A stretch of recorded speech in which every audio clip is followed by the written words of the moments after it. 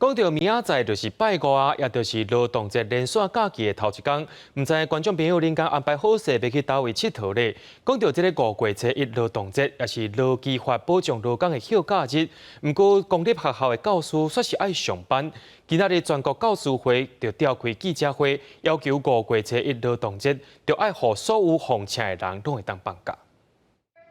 全国教师会代表江济化考核，连人伫马来西亚的国际教育组织亚太执行长安南新，嘛用视讯连线来応援，要替台湾公立学校的教师争取劳动节买当来放假。全世界有80几个国家，现在5·1劳动节其实是一个共同放假，也就他们把它定为国定假。那在台湾非常奇怪，它是用劳基法来做一个规范，可是老师也是劳工啊，我们也是一个受雇者。 那为什么在这样的一个状况之下，我们的劳动权益却有一些差别的待遇？专教会表示，2当前因着一直咧找找内政部甲立委的支持，不过虽然所有立委拢赞成，内政部也是以无共识来做回应。因嘛讲，全台自幼儿园到大学公立学校的老师有27万人，若是有老师的囡仔读私立幼儿园，即讲就有真大的困扰。 还是念私立的幼儿园的状况之下，他的孩子就是变成没有人可以照顾，他非常的困扰，怕影响到学生的课业，